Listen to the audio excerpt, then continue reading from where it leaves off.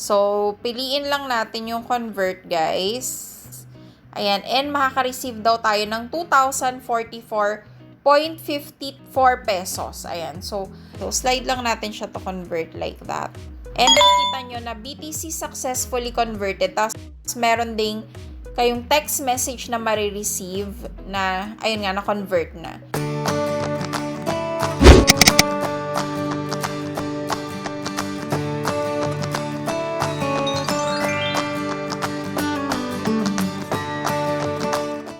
Hello everyone! My name is Mimi and welcome to my home-based story kung saan lagi tayong nag-share ng mga bagong videos regarding work from home and earn from home apps. Kaya naman kung bago kayo dito sa ating page or dito sa ating channel, please consider subscribing or following us. Okay, so guys, for today's video, ang topic na naman natin is passive income, kung saan iintayin mo lang yung payout mo. So, wala ka talagang kailangang gawing extra or pagtrabahuhan, ganyan. And bukod dun guys, isa pa sa maganda dito, kailangan mo lang is yung smartphone. So, hindi mo kailangan ng computer. So, kung interesado kayo sa ating topic, please stay with me until the end of our video kasi meron ako mga i-share na importanteng information about this app na hindi nyo pwedeng ma-miss.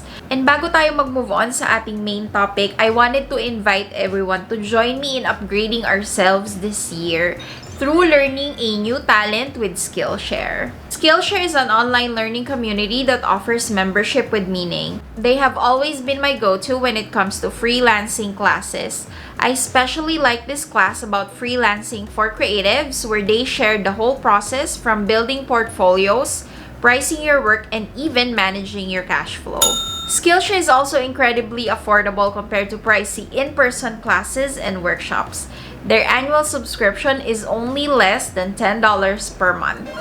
And the good news is, the first 1,000 of you will get a free trial of the Skillshare Premium membership by just clicking the link down below on the description box and pinned comment. Let's make ourselves productive even if we're just staying at home by exploring new skills and getting lost in our creativity with Skillshare's online classes. What you find may just surprise and inspire you. Okay, so guys, ang topic natin today na i-share ko sa inyo is about Bitcoin and Coins PH. Ano ba si Bitcoin? Siguro kung nanonood kayo ng mga videos about earning from home, napakadalas na makikita nyo yung cryptocurrency or Bitcoin. Ayan. So guys, na-explore na natin tong topic na to before and gusto ko lang kayong i-refresh kasi sobrang taas na talaga ng value ni Bitcoin ngayon. Alam nyo, nung ginawa ko yung video natin na first, wala pa siyang 1 million. So, kung hindi nyo ginalaw yung investments nyo from there, eh nakalimutan nyo na, then it's time to cash it out. Start muna tayo simula para sa mga baguhan sa cryptocurrency. So, guys, Bitcoin is simple lang siya. It's a virtual money. Para rin siyang peso, dollar. It's something na tinitrade or pinagpapalit sa pera.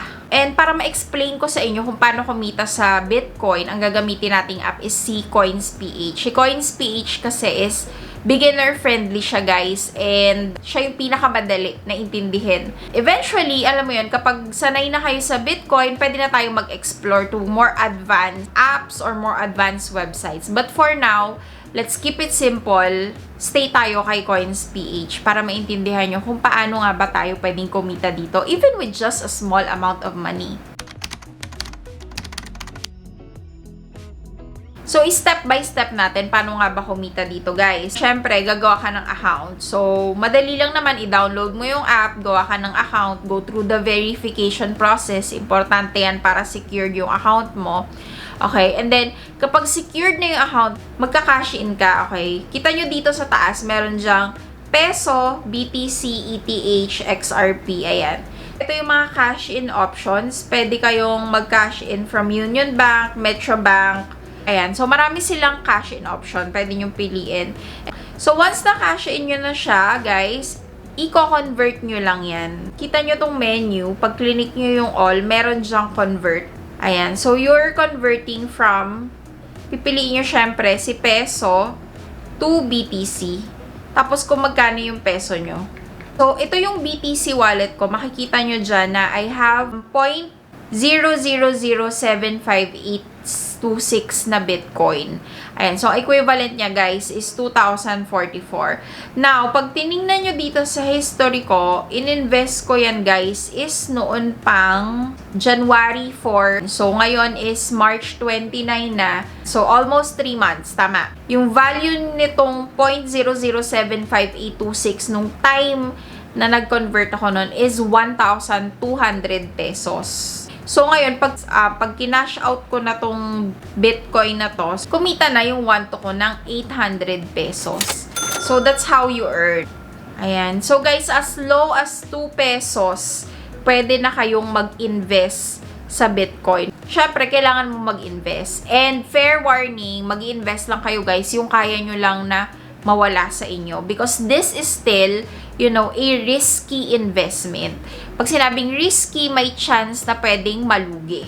We cannot predict how the market will go. Kasi ang tawag nila volatile. Ibig sabihin, masyadong malikot, masyadong unpredictable yung movement ng value. Since beginner pa lang tayo, pakonti-konti lang muna yung i-invest natin. Pero once halimbawa na medyo confident ka na sa trading skills mo, then pwede ka nang mag-invest sa medyo mas malaking amount. Ayan. Again guys, I'm not encouraging you na maglabas or mangutang just for this ha. Pero, nga, if you have extra money to invest, gusto mong palaguin, you know, instead of it just being stuck in a bank. Kasi, alam niyo yung 1,200, pag nilagay ko sa bangko yan, guys, walang pupuntahan yan. It probably would earn, I don't know, centavos na interest. Hindi ko makukuha yung 800 na tubo from the bank. One of the frequently asked question is, kailan and magkano yung i-withdraw ko? Doon kasi sa last ko na video, guys, sana mapanood nyo din. Ang ginawa ko kasi doon, nag-invest ako ng 1,000, tapos kumita siya ng, let's say, 500, i-withdraw ko yung 500, tapos ititira ko yung 1,000. So, that is one way. Ibig sabihin, parang kinukuha mo lang yung tubo mo, tapos yung puhunan mo, nandun pa rin. Pero kasi yung puhunan mo na yon, mas maliit na siya na BTC, diba? Value. Ang second way naman, or second option ninyo, kung kailan kayo mag-withdraw, kagaya ko, ang target ko kasi nung in-invest ko to nung January, na 1 to siya, ang target ko is palakihin ko siya ng 2,000. So, sabi ko, pag nag-2,000, kukunin ko na lahat. Ito nga, since nag-2,000 plus na siya, kinuha ko na siya, and tumubo na ako ng 800. That left me with 0 investment ngayon sa BTC. Ang gagawin ko na ngayon is mag-iintay ako ulit na bumaba yung BTC values. So, kapag bumaba siya, let's say nag-dip siya ng 2.5 or 2 million, then, ayan, pwede ako ulit mag-invest. Tapos, indayin ko ulit siya umakyat. Tapos, kukunin ko ulit lahat ng money ko. So, that's the second option. So, nasa inyo kung paano nyo i-handle yung pera nyo or kung kailan nyo siya gustong kuhanin. Pakita ko sa inyo yung withdrawal process. Kita nyo, meron tayo ngayong 2,040.67 worth of BTC. And then, ang gagawin natin, kiklik natin tong all. Okay? So, piliin lang natin yung convert. And then, BTC to PHP. Ayan. And makikita nyo din dyan yung current rate niya. Okay? So, lalagay natin, syempre, dito is yung balance natin. Ayan. And makaka-receive daw tayo ng 2,044.54 pesos. Ayan. So, once na nandyan na siya and okay na sa inyo yung amount, and then click nyo lang yung slide to convert. Ayan. So, slide lang natin siya to convert like that. And makikita nyo na BTC successfully converted. Tapos, meron ding kayong text message na marireceive na, ayun nga, na-convert na.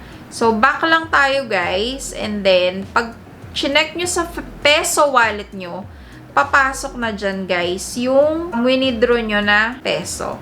Ayan.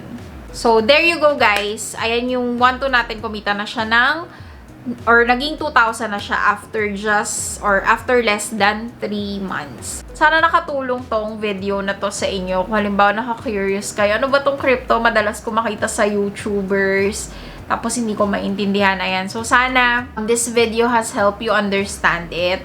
By the way guys, for my subscribers, thank you so much for staying with me all throughout this years during the pandemic. Kahit nung bago pa lang ako nagsimula, we've already reached 300,000 subscribers. Like, hindi ko ma-imagine na makakarating tayo dito. Natutuwa ako na nandito na tayo sa 300k subscribers. And dahil dyan, we're gonna have a surprise giveaway. So if you are watching until the end of this video, I will be giving 500 pesos to 3 lucky subscribers. All you have to do is just comment #surprise giveaway ni Mimi. Yan. So, just put it on the comment section below and I will choose 3 of you as a thank you from me for, staying with me kahit na minsan hindi ako madalas makapag-upload. And now here comes the bigger surprise. Ang pinakahihintay at inaabangang giveaway is finally here. I am giving away a laptop that you can use for working at home when you guys help me reach our 500,000 subscribers. I'll be posting the mechanics on our Facebook page, but the rules guys are really simple, so make sure to check it out. Thank you so much again for watching, and I will see you guys again for another work from home or earn from home video next time. Bye!